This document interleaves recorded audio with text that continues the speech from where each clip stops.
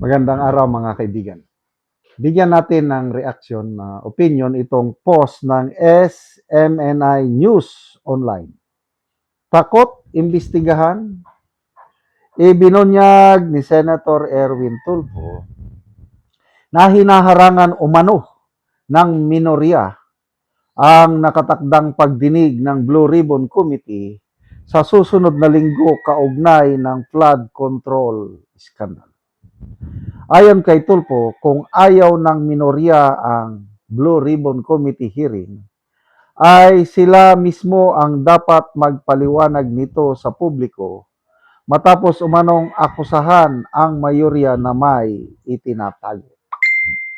So, totoo ba ito? Papakinggan natin ang kanyang paliwanag. Real talk lang po. Sila na po ngayon nakikiusap na huwag na ho natin ituloy yung Blue Ribbon. Attempts na harangan yung Blue Ribbon investigation. Actually po, ang humaharang, to tell you the truth, honestly po yung kabila. It's not us po sa majority. I will not name names po, pero the truth of the matter is, real talk lang po. Sila na po ngayon nakikiusap na huwag na ho natin ituloy yung Blue Ribbon. And I was saying, kung gano'n, dapat kayo magsabi niyan. I mean, kayo yung inudyuk-udyuk niyo itong leadership ni Senator Win. Pati ako, sasabihin niyo, tinatago namin. Yung pala, may plano sila, huwag na raw ituloy muna. Huwag na raw ituloy yung Blue Ribbon hearing. Kaya sabi ko, ano ba talaga? You have to explain it to the media, you have to explain it to the public, na kayo naman ang ayaw. Sila naman ang ayaw ngayon. Kaya hindi ko maintindihan eh. Ano ba talaga ang gusto niyo? May reason po ba binigay bakit po ayaw na muna nila mag-Blue Ribbon na? Obvious. Ano po ba tag-reason? Obvious. Alam mo kung sinong pinapaimbestigan, sino tinutumbok na Senator Lacson. Palalawakin din natin. Sila na po ngayon Yan. May patutsada na. Sino yung humaharang sa Blue Ribbon Committee hearing tungkol sa flood control? Tanong ng media na siya ba yung tinutumbok ni Senator Lacson? Obvious. Sino ang tinutumbok ni Senator Lacson? Si Senator Alan Peter Cayetano. So, sigurado dito magre-react si Senator Alan Peter Cayetano. So, depende na sa taong bayan kung paniwalaan natin itong sinasabi ni Senator Erwin Tulfo. Ako, wala na akong tiwala sa mga pahayag. Itong dalawang Tulfo sa tutulan. Nung una, kaming mag-asawa, bilib na bilib kami sa mga Tulfo, lalo na si Rafi, Senator Rafi Tulfo. Kasi yung kanyang Rafi Tulfo in action, ang daming natutulungan. Nanonood kami niyan, lalo na aking wife. Napupuyat yan sa gabi sa kakapanood. But ngayon, wala na. Nawalan na ng gana yung wife ko kasi nga, nabulgar na yung style. Ng mga tinutulungan lang pala ay yung mga merong controversial issues. Para pag tinulungan nila yung controversial issues, kaya mga hiwa-hiwala, yung mga ganyan, maraming manunood, ay nako, limpak-limpak na salapi ang kita ng Rafi Tulfo in action dahil sa dami ng views nila. Ang pinakamalaking earnings na YouTube channel, if I'm not mistaken, is Rafi Tulfo in action. Nakakatulong nga. Kaya lang, in exchange, in return sa tulong na yon, is ang dami namang nanonood. Tapos, may mga pamilyang nasisira o may mga nagre-reklamo dahil ang hina-highlight yung there is something. I am not against yung pagtulong. Nakakatulong nga naman. Kaya lang, yung tulong na yun ay may return of investment.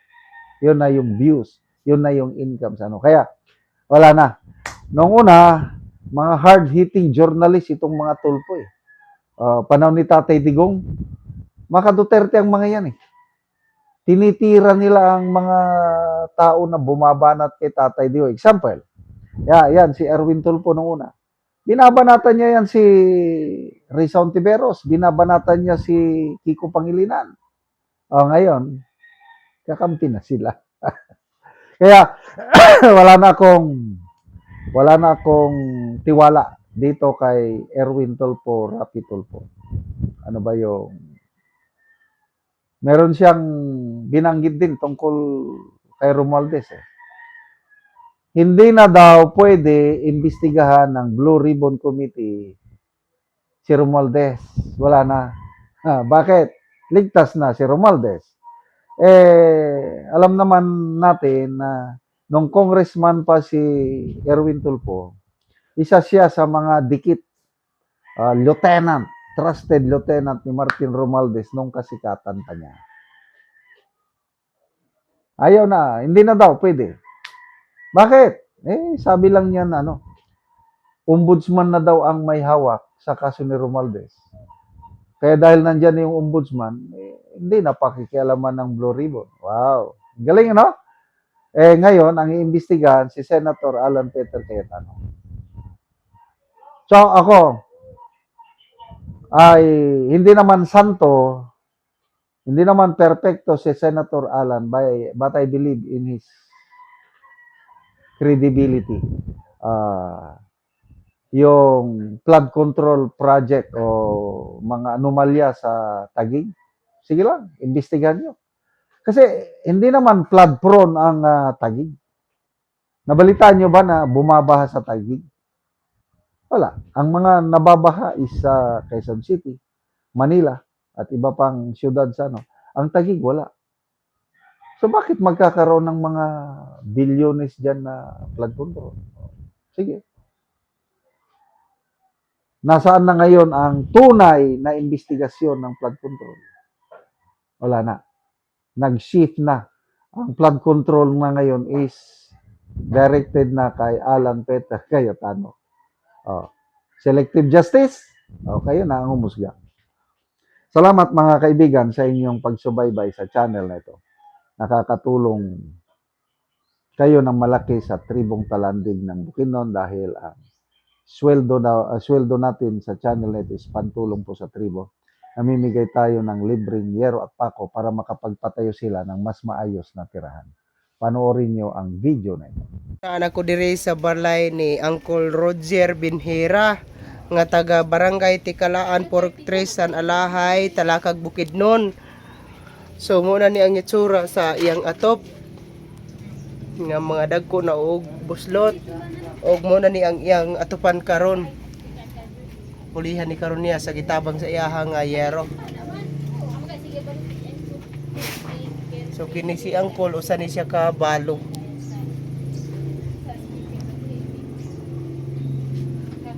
So muna ni ang iyang kahimtang. So muna ni ang gitabang yero nga 5 ka buok nga di 8 nga iyang ipuli sa iyang atop karon.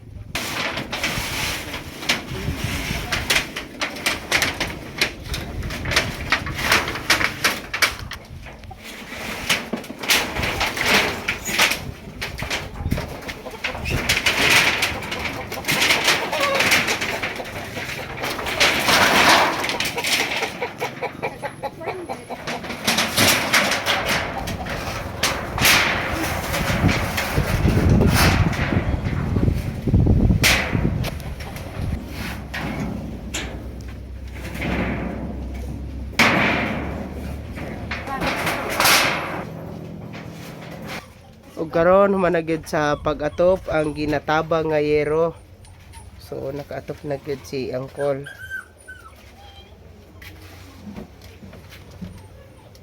Salamat sa Ginoo nga nakatop na gid ko sa akong kusina nga gaulan na. Tungod sa pagtabang sa inuganian. Pagtabang sa sin. So pila na to ka tuig Col ang imong atop nga yero nga mabuslot na? Lalo, 20 na katuig ang akong atop na sin nga buslot na. 20 na to ka tuig.